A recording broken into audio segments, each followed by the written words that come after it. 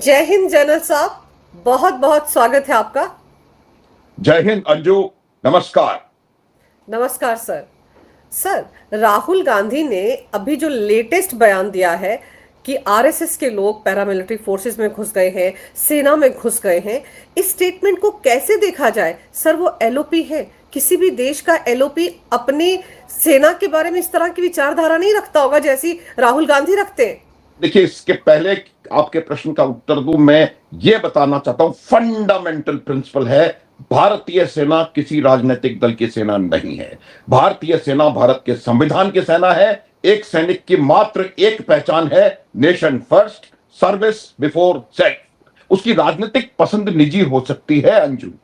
यही वजह है कि भारतीय सैनिक को वोट देने का अधिकार है, क्योंकि उसको यह अधिकार है कि वो अपनी राजनीतिक पसंद रखे, लेकिन उसकी प्रोफेशनल लॉयल्टी सिर्फ और सिर्फ संविधान, सिर्फ और सिर्फ राष्ट्र और अपनी चेन ऑफ कमांड के प्रति होती है। इसमें कोई संदेह नहीं होना चाहिए। मैं अपने 40 वर्षों के पूरे एक्सपीरियंस के साथ दावे के साथ यह बात कह सकता हूं।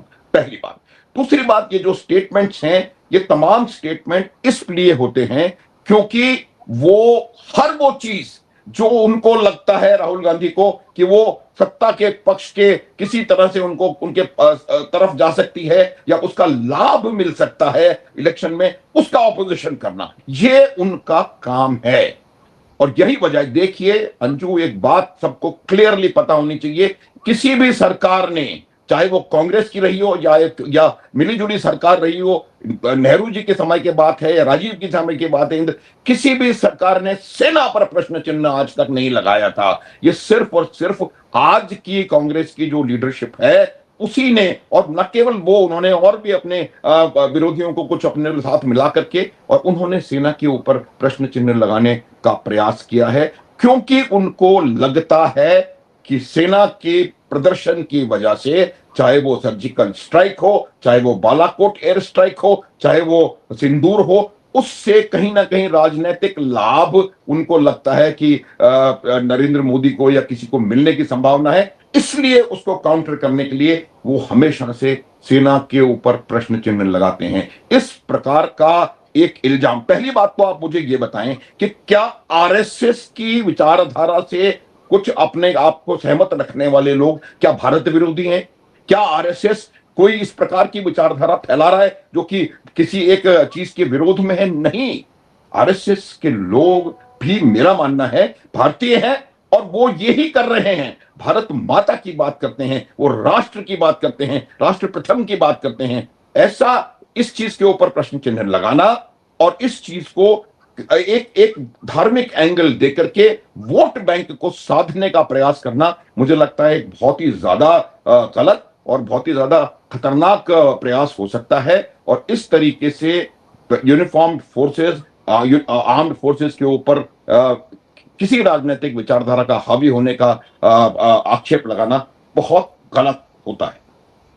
सर, जैसे मैंने पहले भी पूछा कि क्या किसी और देश में ऐसा चलन देखने को मिला कि वहां का नेता प्रतिपक्ष अपनी सेना को कटघरे में खड़ा कर दे कि उसकी विचारधारा ऐसी है? और फिर सर, सवाल तो ये भी है कि क्या आरएसएस कोई राष्ट्र विरोधी विचारधारा की बात करती है? वो राष्ट्रवादी विचारधारा की बात करती है, भारत माँ की बात करती है। उससे राहुल गांधी को डर लगने लगा है। बिल्कुल, राहुल गांधी का डर ही यह है कि जो भारत मां की बात कर रहा है, राष्ट्र की बात कर रहा है, तो उसके साथ राष्ट्र भक्तों का जाना लाजमी है अंजू। जो राष्ट्र भक्त है, जो बात को समझ रहा है, वो इस चीज को आइडेंटिफाई करेगा। आपने प्रश्न किया, मैं उसको बताता हूं, 2 उदाहरण दूंगा, ज्यादा नहीं। एक उदाहरण आप ऑपरेशन सिंदूर के पश्चात का ले लीजिए। पाकिस्तान के अंदर बुरी तरह से मार खाने के बाद क्लॉबरिंग हुई थी, पाकिस्तान आर्मी की क्लॉबरिंग।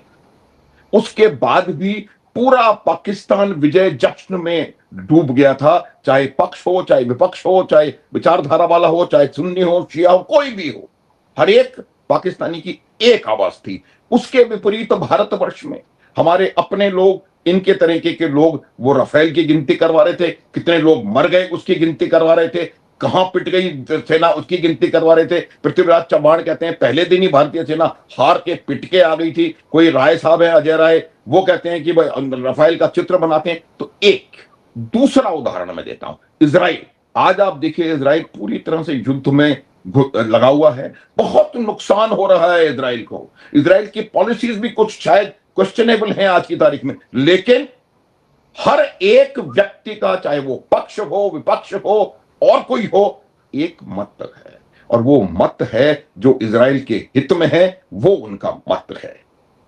इतने मैं आपको उदाहरण दे सकता हूं, गलवान के बाद क्या स्टेटमेंट्स आए, तवांग के बाद क्या स्टेटमेंट्स आए, और जो काम हम बेहतर करने का प्रयास कर रहे हैं, ये एग्जाम्पल भी आपको देखने की आवश्यकता है कि आज अगर हम अंडमान निकोबार आइलैंड्स पे अपना वहां पर एक काम, इंपॉर्टेंट एस्टेब्लिशमेंट बनाने की कोशिश कर रहे हैं, जो कि भारत के लिए एक बहुत ही महत्वपूर्ण चीज हो सकती है, और उससे चीन और अमेरिका को परेशानी हो सकती है, उसका भी विरोध वहां जाकर के वीडियोस बना करके उनको तो मेरा ये कहने का अर्थ है कि आप मोदी विरोध करते करते राष्ट्र विरोध में के परिभाषा परिधि में कब आ जाते हैं, ये आपको पता नहीं चलता।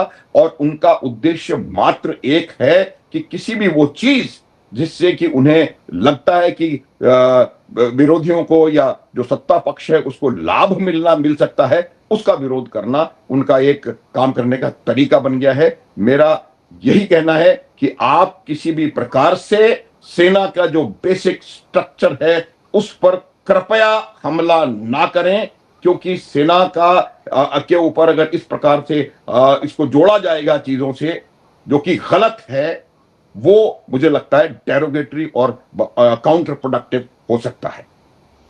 बिल्कुल सही कह रहे हैं आप सर। राहुल गांधी दरअसल एक तबके को खुश करना चाहते हैं, अपने वोट बैंक को खुश करना चाहते हैं, और उनको पता है उनका वोट बैंक तभी खुश होता है अगर आरएसएस को टारगेट किया जाए या पीएम मोदी को या बीजेपी को टारगेट किया जाए। तो राहुल बेसिकली यही काम कर रहे हैं। और दूसरी तरफ सर, अमेरिका के जो सर्जियो गोर भारत में एम्बेसडर है, वो अभी हाल ही में उन 3 राज्यों में गए, उनके मुख्यमंत्रियों से मिले जो कांग्रेस शासित राज्य हैं। केरल गए, कर्नाटक गए, उसके बाद तेलंगाना गए। वो वहां पर कौन सी खिचड़ी पका रहे हैं, और ऊपर से डोनाल्ड ट्रंप के सन इन लॉ वो केरल के चर्च में जाते हैं। सर ये क्या कर रहा है कांग्रेस पार्टी के नेता, किस तरह की खिचड़ी पका रहे हैं? अंजू देखिए, थोड़ा सा मैं इतिहास में आपको ले जाने का प्रयास करूंगा। ये एफसीआरए बिल को कहीं ना कहीं इस तरीके से जोड़ा जा रहा है कि ये मोदी की देन है। एफसीआरए बिल भारतवर्ष में पहला 1976 में आया था, और वो क्यों आया था वो मैं बताता हूं आपको। जब 60 का 70 का जो दशक था, उस समय जो जो कोल्ड वॉर थी वो पूरे परवान पर थी, और उस कोल्ड वॉर के दौरान अमेरिकी जो सीआईए जो उनकी एजेंसी है, उसने पूरी दुनिया में अपने हाथ पैर फैला करके और वहां पर अपने विचारधारा को थोपने का प्रयास किया।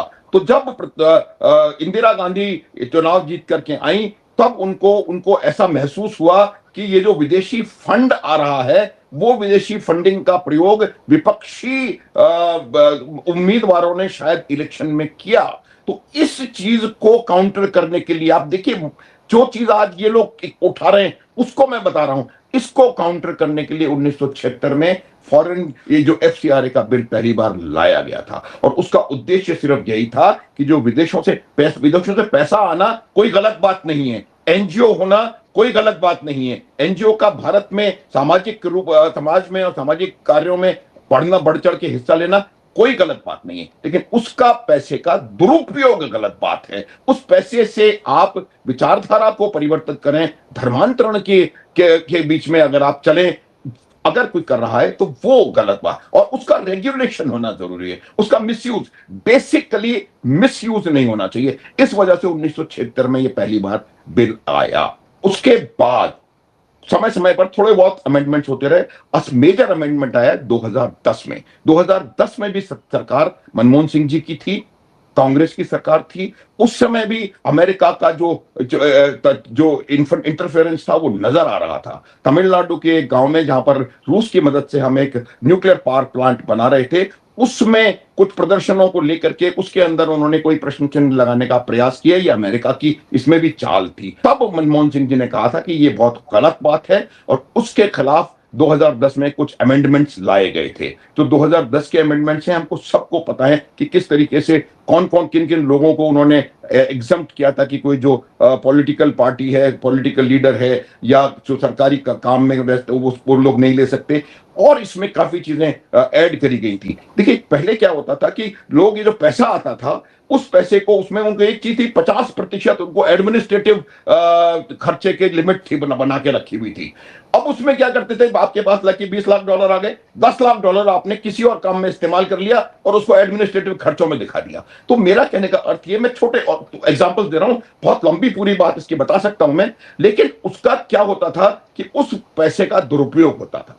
तनख्वाहें दे दी हमने, ये कर दिया, वो कर दिया, खाना पीना, इसमें तो उसको घटा करके 20% पर लाके किया गया। उससे कंट्रोल उनके ऊपर बढ़ रहा है। तो मेरा कहने का अर्थ ये है कि ये जो पैसा है, ये पैसा आ रहा है, इसकी ट्रांसपेरेंसी को बढ़ाना पहली बात। दूसरी बात, इस पैसे के उपयोग पर कंट्रोल नहीं करना, इस पैसे के उपयोग को रेगुलेट करना। इसीलिए FCRA है, उस पैसे को रेगुलेट करना, ये उद्देश्य है। और ये कोई उद्देश्य करंट गवर्नमेंट का नहीं है। अब उसके बाद ये लगा, कई ऐसे उदाहरण में, कई उदाहरण आपको पेश कर सकता हूं कि ये लगा कि ये पैसा अभी भी कुछ गलत कामों में इस्तेमाल किया जा रहा है और इसके ऊपर और ज्यादा कंट्रोल लगाने की आवश्यकता है। इसीलिए 2026 का FCRA अमेंडमेंट बिल आया।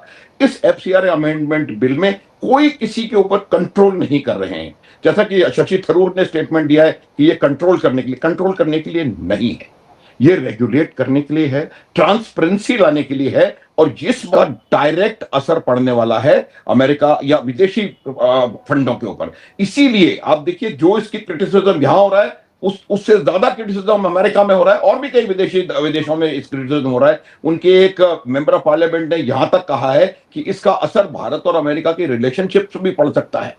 और फिर तुर्रा ये कि ये जो पार्टी है वो कहती है कि भारत जो है वो अमेरिका के सामने सरेंडर कौन कर रहा है, ये आपको इससे नजर आना चाहिए। कौन उनके साथ मिलकर के कर रहा है? ये जो पैसा आ रहा है, शायद कहीं ना कहीं इसका दुरुपयोग कुछ पार्टियां भी कर रही हैं यहां पर।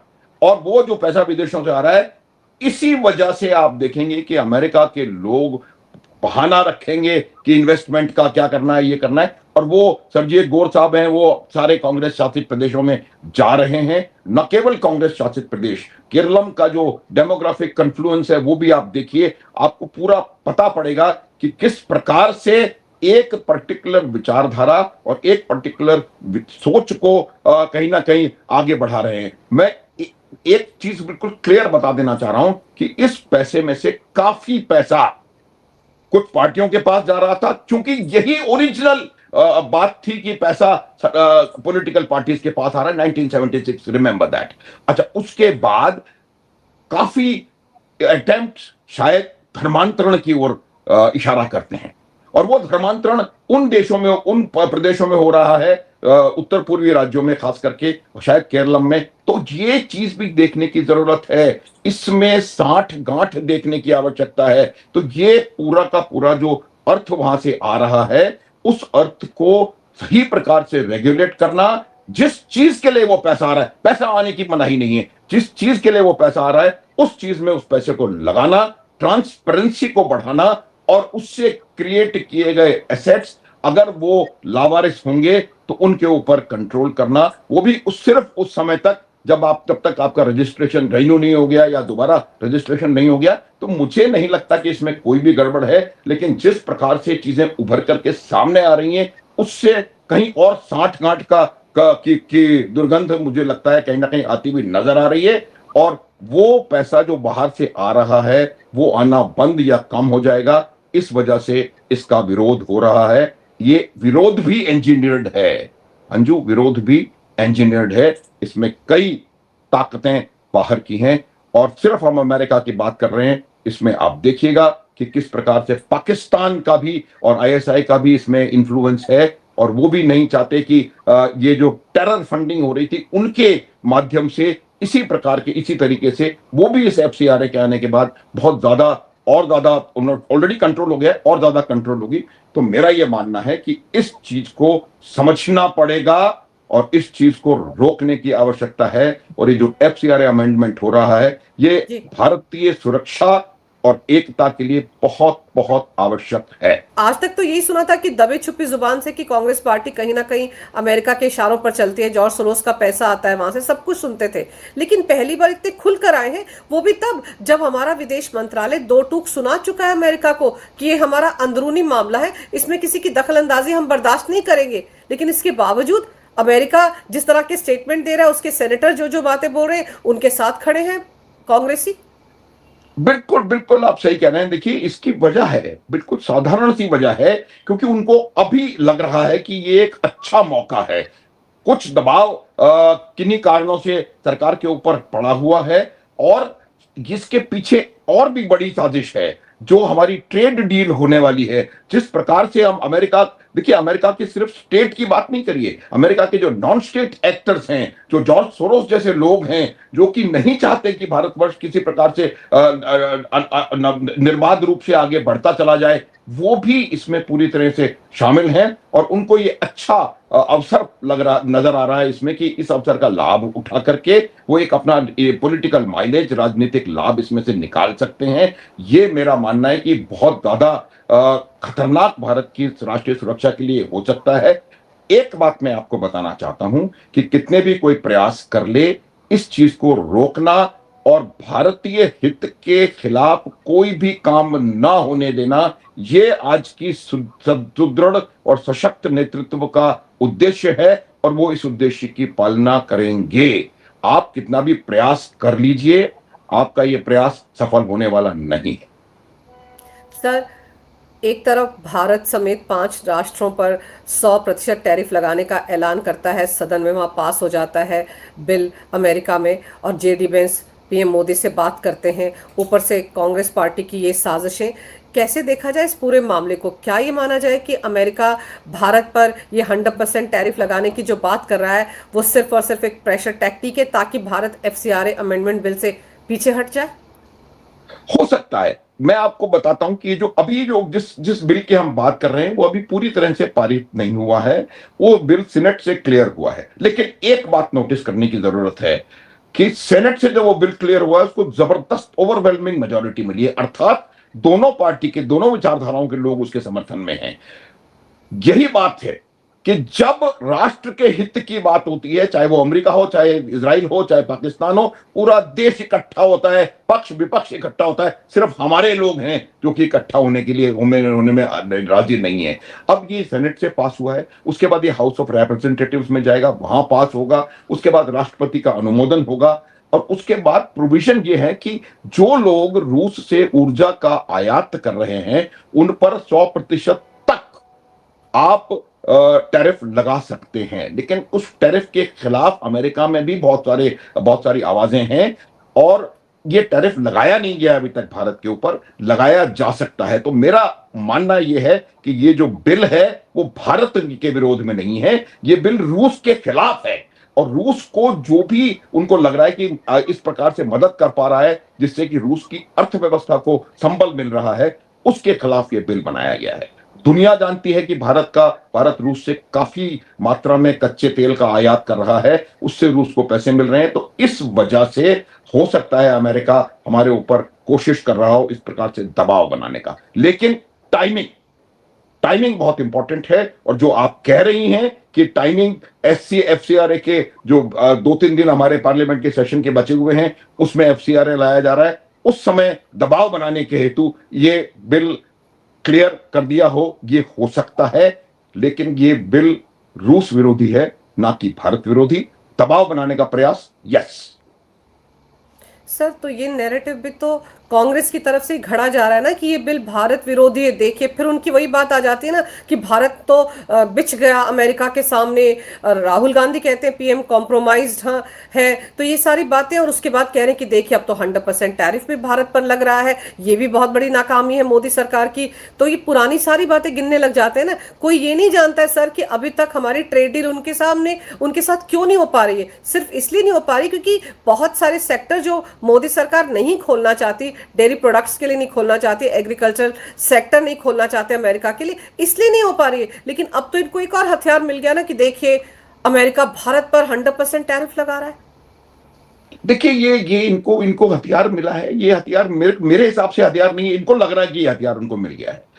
भारत सरकार अमेरिका के किसी भी दबाव में, ये दुनिया देख रही है, एक देश है दुनिया का जिसने अमेरिका की आंखों में आंखें डाल करके उनको जवाब दिया है, और उस देश का नाम है भारत। और हमने कोई डील उनसे नहीं करी है। भारत की जो नेतृत्व है वो किसी भी ऐसे डील में नहीं जाएगा जो कि उसके किसानों का, जो कि उसके छोटे उद्योग वालों का, एमएसएमई वालों का, या पशुपालन, मत्स्य पालन, कोई भी भारत के हित में जो बिल नहीं है वो आज का जो डिस्पेंसेशन है वो कभी भी मंजूर नहीं करेगा।